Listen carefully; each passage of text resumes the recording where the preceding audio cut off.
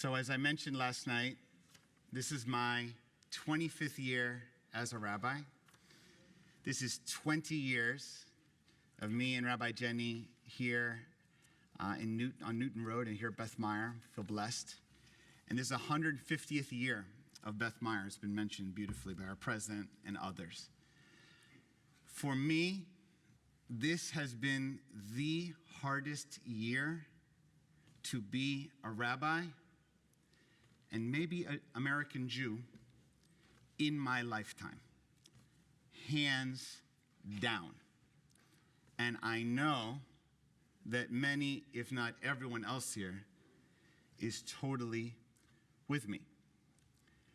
I feel like on Rosh Hashanah, which should be, obviously it's a time for reflection and change and regret and what didn't happen.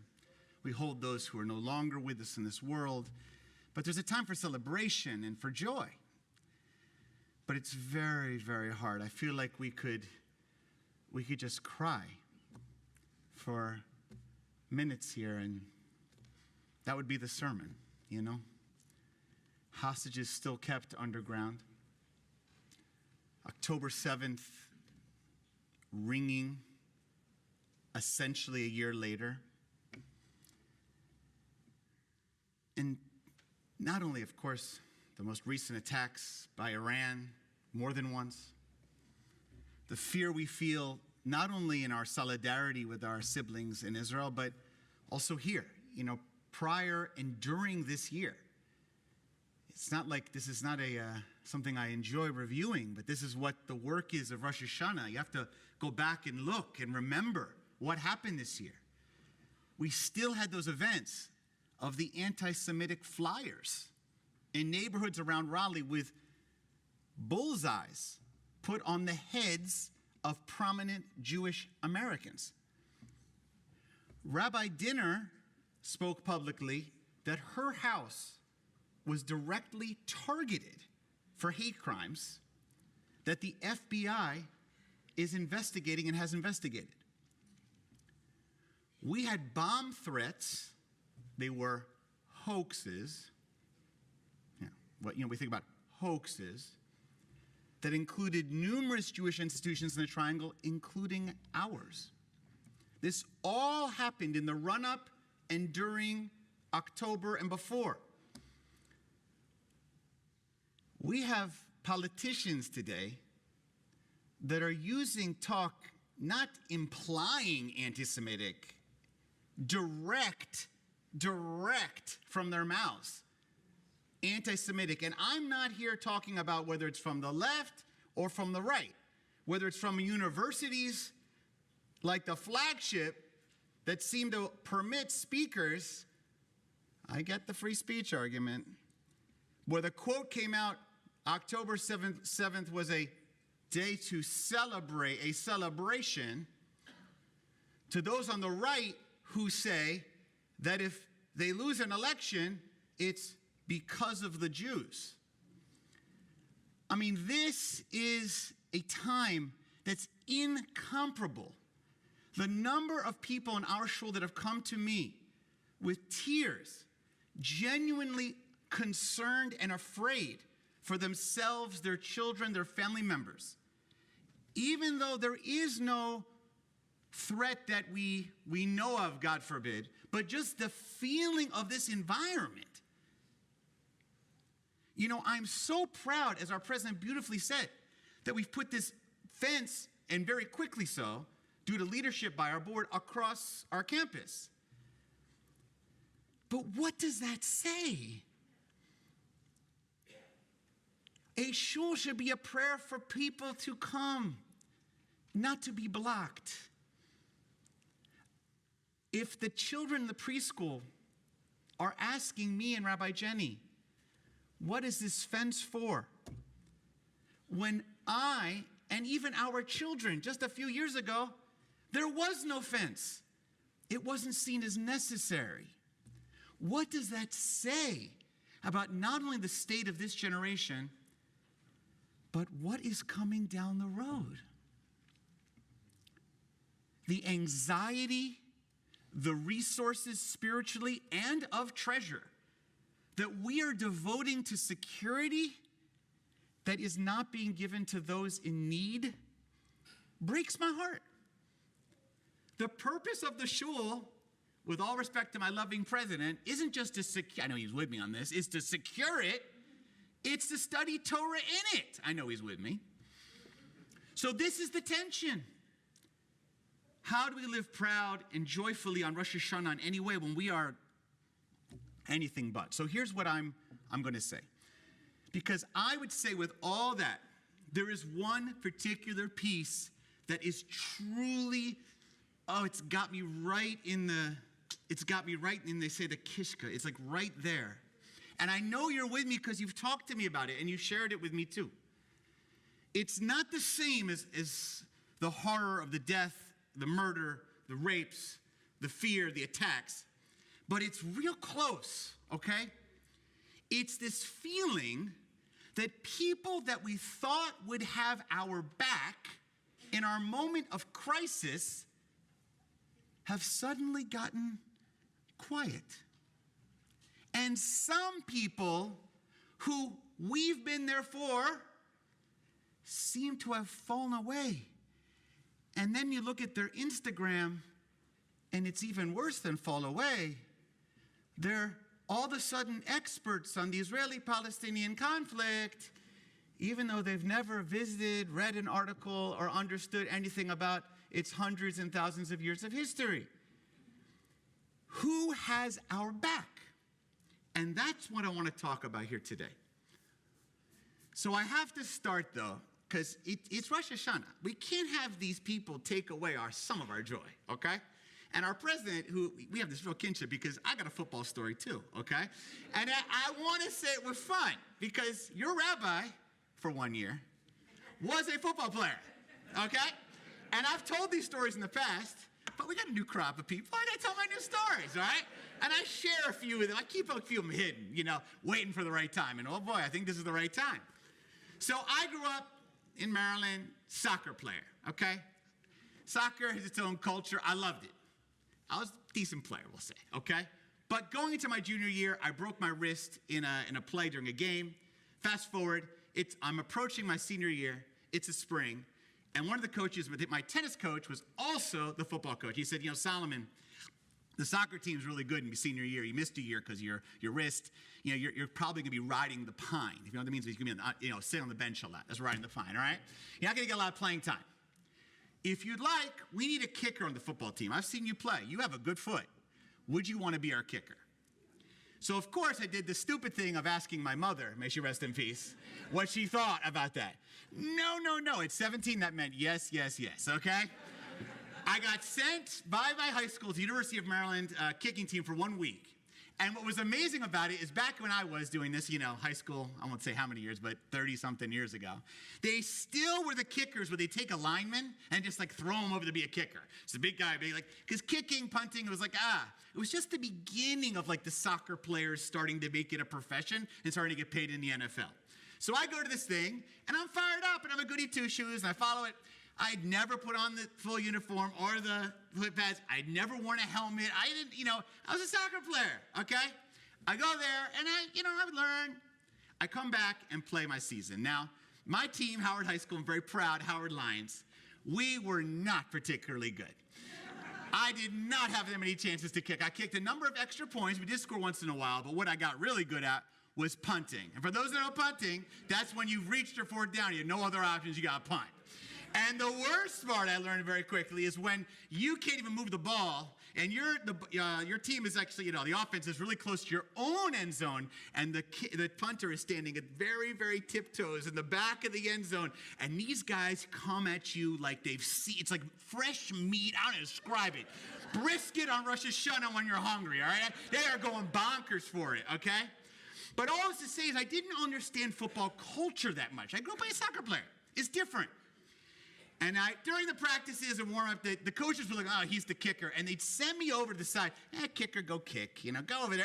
Who's that? That's the kicker. He's the punter. It was kind of a separate thing. I hung out with it. I tried to, but I was like, the kicker. It's like, he's the nebbish. No one's about to hang out with the kicker, And some of the guys literally didn't even talk to me. First of all, they were 2 to 3 times bigger than me. someone that just would grunt at me, okay? And when you wear a helmet, for those that know, this is back in the day, you can't see anything. Like, it's like there's this, I can't, so I go for my first time ever in a game to do a kickoff. And, the coaches prepared me about this much for the kickoff. They said, Solomon, you kicked the ball, you've been practicing, then just stay back and do nothing because your job is basically just in a rare chance that the kid makes it back. You're the last guy to tackle. I know you can't tackle anyway. Your mother wanted to tackle. Don't worry. But if you have to, just stay back and just shut up, okay? So that's what I do, It's Friday Night Lights, forgive me. There's Friday Night Lights, Shabbos. This is back, I was 17, okay? I know. It's Friday Night Lights. It's in Glen Burnie High School in this rural part of Maryland, which actually my father taught high school there for many, many years. And it's my first game ever in my life. And it's like the pieces is packed, more rural part of Maryland, and like people are chanting, the band, and like, of course I watch football. I'm a fan, but and now the lights are up, and they're kicking, and they're announcing, and there I am, and I'm like, the pads are so big they're over my head, and it's time to kick the ball. Okay, and I'm like so fired up. I'm like, my chest is out of my heart's out of my chest. So I go to kick it, and somehow I think I kicked the ground as I kicked the ball. I was so, The ball goes, and I do what I said. I walk back, and I'm almost like admiring, like, I did it. And out of nowhere comes number 53. The coaches didn't tell me that there would be possibly someone on the kicking team on the other side whose job was basically to send a message, we'll call it. They told me they're not going to touch the kicker. Well, this is before all the modern unnecessary roughness and all that. This guy, all I remember is the beady of his eyes in the helmet. Boom! He knocked me out. I had never been hit that way in my entire life. I lost the air. You can't breathe. I'm just looking up. I see lights. And I heard a, ooh. I'm like, So I go off the field, and I'm like wobbly, and the coach gives me a punch in the tuchus, like, Solomon, you took it. And I'm like, I don't even know. I'm like, oh my God, what did I get myself into? What did I do here, right? So the calf goes on. It's second half. It's next time. We have a chance. We actually did score once. It's time for me to kick off again. And this time I'm like, okay, I'm gonna be ready. I'm gonna look. So I said, so I kick again, and then I see at the corner of my helmet 53. And I'm thinking, okay, what am I supposed to run away from him? Supposed to run towards him? What am I gonna do? I'm a kicker. All of a sudden, the biggest guy on our team, the lineman who I am sure did not know my name, out of nowhere, it was like a film, like Tom and Jerry. This kid's coming, boom, he leveled him, he knocked him off his feet and into the air. And I'm looking, I'm thinking, it's like he saved me. I want to give him a hug. This is not a football culture, okay? I'm like, now it was kosher.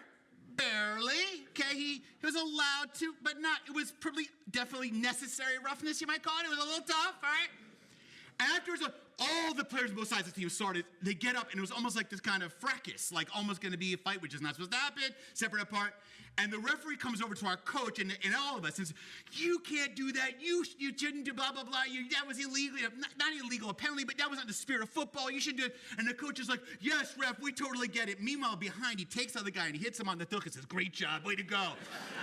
And the guy, the only phrase he said to me the whole season, kicker, nobody does that to my kicker.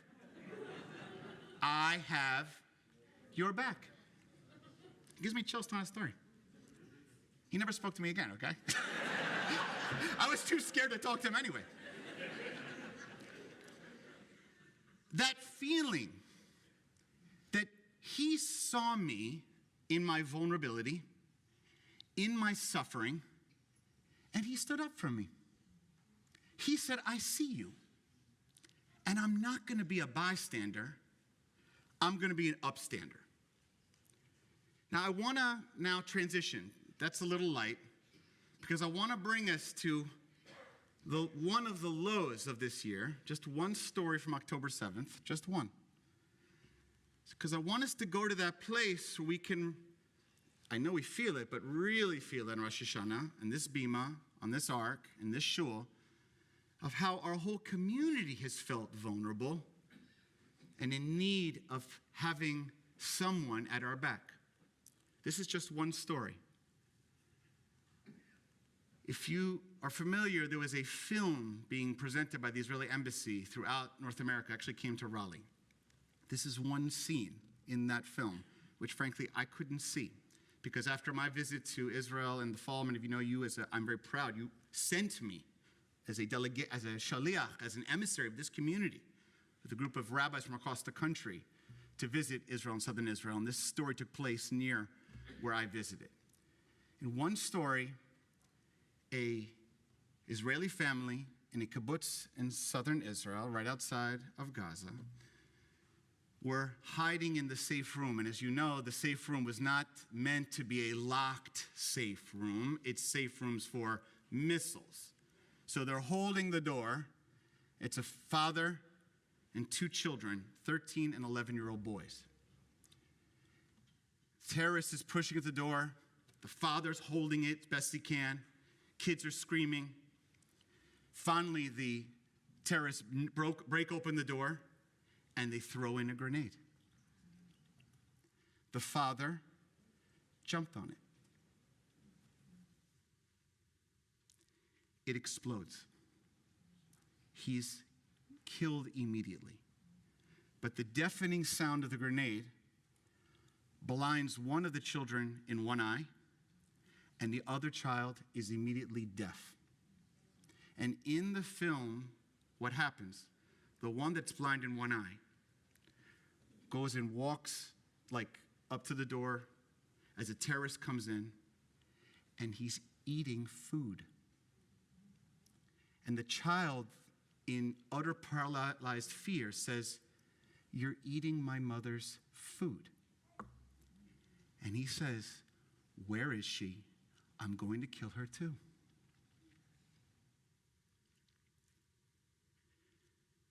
That's not even the worst story of October 7th. But just that experience, all of us feel. Can someone see us in what it feels like to have that story happen to our community? And I want to give now a Torah story that I think elucidates this feeling further and kind of gives us some more nuance. Because the truth is, guys, it's not that nobody's been having our back. That's not true. We've had some very righteous people, Gentiles, friends, co-workers, clergy, churches right up down the street here, who have sent their love and support and words, and they have stood by our side. It's not that there's no one, but there's some that are driving us mashogana. And the story that I want to share is an old story that's like a classic, but I saw it in a new way. This is what happens. Like when you read the Torah over as you get older, please God, like you see a Torah differently, when you're young, and then when you're middle, and then when you're middle-aged. You see it differently. And it's a story of Sodom and Gomorrah, Sodom and Amorah, right? You know the story, like Abraham sees this place, Lot, his nephew's there, and it's really two cities that are totally not great cities, okay, not good places. It's akin to Durham, okay, I was making a little joke there, all right, just kidding, Durham, okay. They're not good places, all right? And basically, he doesn't have to get involved, but he does. And God says, I'm going to destroy them. But Abraham says, you know what, I'm going to argue with God, which has been the generation, it's for generations. We are willing to wrestle with God. And Abraham says, if I can find 50 righteous people, God, Chalila L'cha, you wouldn't destroy this for 50 people, right? He didn't have to do this, by the way, but he does. And in the end, unfortunately, he didn't 50. So how about 45, 35? You know the story. It gets down to a minion. If I can find a minion of people in these cities, please don't destroy. And God says, fine. If you find them, I won't. Now, you know the end of the story. It's tragic and unfortunate. Even 10 can't be found, and the cities are destroyed. That's what happens. But if you read it in another way, which is the first time I read it this way, what was it like for the 10 people in that city to see Abraham, who didn't have to fight for them, but gives it all he can to God to save their lives? You can just imagine the arguments. Some people would say, Abraham, why are you trying to save these 10 people? They're in evil cities. why don't they just leave?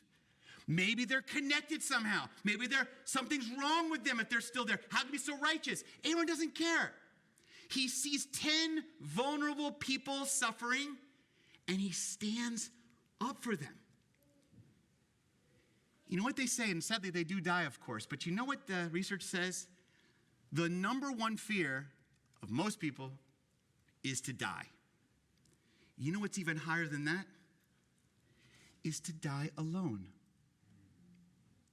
Abraham says, I will not let you be alone.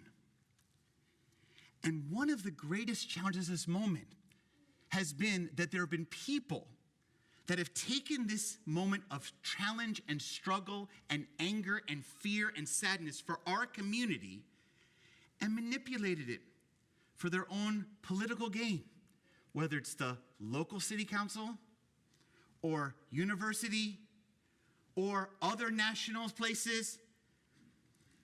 When the number one focus can be, and this is what I want to say here, what Abraham saw, is it's possible to say Sodom and Gomorrah are not great places, and I see you in your suffering. It's possible to say, you are suffering and I feel for you, even if I don't agree with your politics.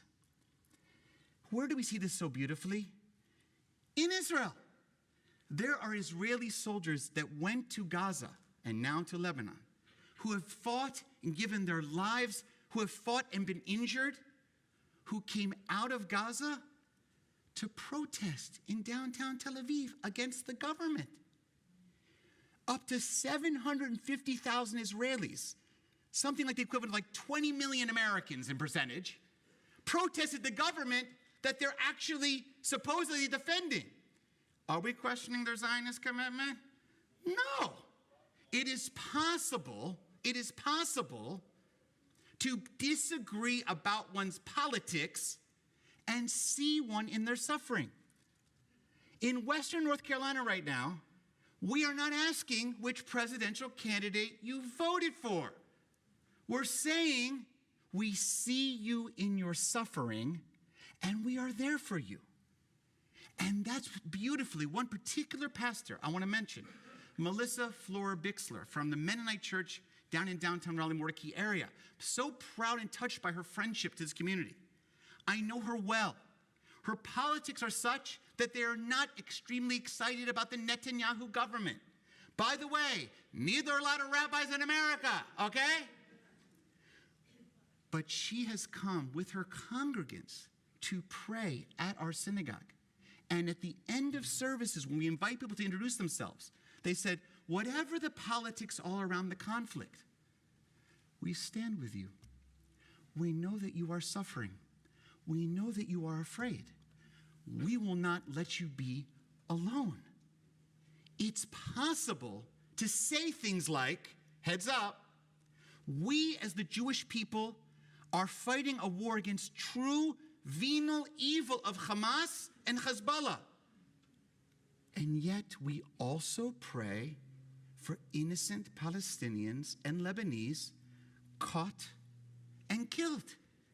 You can say both things at the same time and you're not letting down our country or Israel. That's called nuance. That's what Abraham saw in Sodom and Gomorrah. So what do we do? Let me transition here to what do we do with this? Because we've experienced, sadly, certain people who've turned their backs or have exploited this crisis for their own political gain, or exploit this crisis to declare their own self-righteousness at our expense, at our safety, even in our vulnerability. The first thing I want to say is, as painful as it is, it's important we remember this feeling. Because the Torah teaches us, you are strangers in the land of Egypt, you know the heart of the stranger, and therefore you should never berate or oppress the stranger. We need to hold on to it so we don't, God forbid, do this to anyone else. And remember this, even if it wasn't done perfectly for us, sometimes yes, sometimes no, because we don't perpetuate it. We believe if this is the way we'll be the light unto the nations, then so be it. We will still have compassion and still have love for communities that are suffering, even if they did not have it fully in the way that we would have liked. And what's the second thing we can do? Chavre, every year it's a mitzvah to vote. Every year. And there's no question that there's a lot of focus on the top lines of those ballots this year. I hear through the grapevine, the Raleigh grapevine, that there's a nice Jewish boy running for governor. That wasn't an endorsement. That was a statement of fact, okay? But if you don't go down ballot and turn over that ballot to the other side, and look who's our city council and state legislator and all those, the soil and conservation and blah, blah, blah. And you're like say, yeah, I don't know, where do I live? I don't, no. You missed the mitzvah of the year. Because unfortunately, the energy's on the big top ones, but down in the low are some of the most egregious and disgusting behavior that has been not only anti-Israel or anti-Semitic and has not stood by us in our most difficult time. We do not have to have them come up and join a pro-Israel organization, God forbid, okay? We just need to say, we see you in your suffering. And some on our local politicians have on the exact opposite, proudly have shunned and not even willing to meet or recognize the pain and suffering we have. So the mitzvah, Chavre, go all the way down. And if you need some advice off the bima, I'm happy to give you a few opinions, all right? Another thing, particularly this year, I've been thinking a lot about who has our back and who doesn't, and who we need to reward and thank for having our back, and who we need to let know we are very disappointed you didn't, okay? That includes politicians, but includes other people too. There are people in our community here, people, sectors of people I want to really lift up. We have numerous non-Jewish staff, preschool teachers, facilities, office staff here in our shul.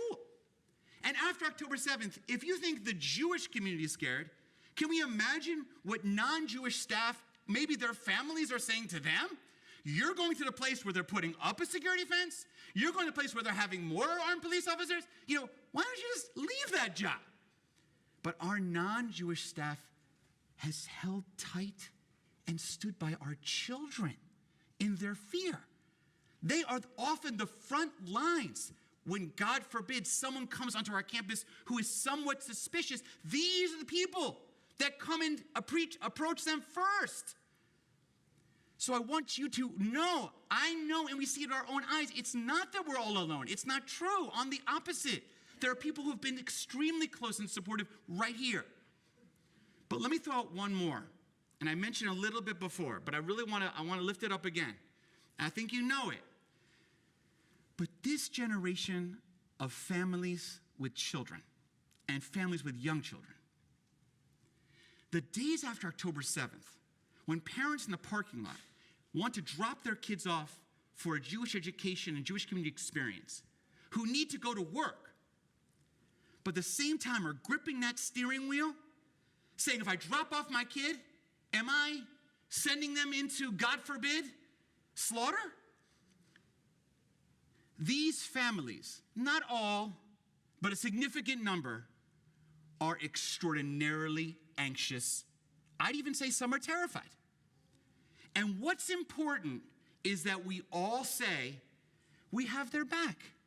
And when I say we have their back, that means when you do this amazing mitzvah of giving to open the gates or securing tomorrow or CSS, some might say, well, I raised my kids already. The preschool. No, guys, no. We need to make sure that these children know that we all have their back. And that's how we have their back, is by giving them the best security we can possibly do, which frankly is only ultimately a question of resources, ultimately. So I want them to know that the back, because I hate to say it, but I've been calling it the new Jewish tax that we're going to have to pay going forward to secure our communities. And that's not just upon the young families here, it's upon all of us who believe in the Jewish future. And that leads me to my last point here. What are we going to do? We've had people who have had our back. We've had people in our families and friends who have stepped forward. We've had other clergy step forward. We've had local politicians. Don't get me wrong. Not everyone on the downside of the ballot is a problem, but you got to know who it is. There's been people with extraordinary courage who've stepped forward this time, nationally, internationally, and locally. And we're grateful for it. And you need to let them know how grateful we are on this Rosh Hashanah. But where are we going to get our strength if, God forbid, as this continues, and clearly it's not over, there's more feelings of we're not sure who has our back. Who has our back? What are we going to do? And I want to leave you with this image. Okay, it's one that's been helping me in this time. Who's going to have our back? Who's going to support us when we're at our weakest, most vulnerable, and scared? So one image to consider is we have these beautiful, powerful memorial boards around our shul, here and in the chapel. In every one, nearly, of your prayer books, especially Sidurim, and all the Chumashim, all the Torah books of Moshe, they have dedications in them of people that are no longer in this world. And there's this very powerful, maybe you've seen this image before, it's like a meme on the internet, where it has a picture of the United States, with like the United States is like a piece of land, and the people above it are doing on their business, going to school, doing the work, traveling a highway, having a conversation in a yard, houses, all on top. And underneath it, there's like 1,000 soldiers with their hands holding up the United States. Has people seen that before? There are people on these walls, in those prayer books, in those Chumashim, in the Raleigh Hebrew Cemetery, in our hearts. Maybe they are the ones that are going to hold us up. When you find who's got our back, maybe we go back to our generations before and we imagine these walls not as just blocks of names, but of hands giving us love and saying to our backs, I have your back. Just like my football player friend did when I was in high school, just like Pastor Flora Bixler did when she came, just like certain politicians have done this year, and ancient generations in this shul who were strong in difficult times. We know what it feels like to feel like our back isn't fully supported. We must be committed to bringing that and giving back to others, even in our own community, when they're suffering. When someone's going through a difficult time, you don't just say, I agree with something you're going, I don't need your opinion. All you just say is, I see you're suffering. I see you're going through a hard time. I have your back. That's all we ask for. That's all that Abraham did in Sodom and Gomorrah. And that is, please God, the mission of this year to come. May we help here in this community give each other back, and may we be inspired by our history and our ancestors to feel them at our back. May it be a much, much better, freer, loving, and safe year to come. Shana Tova Ametuka.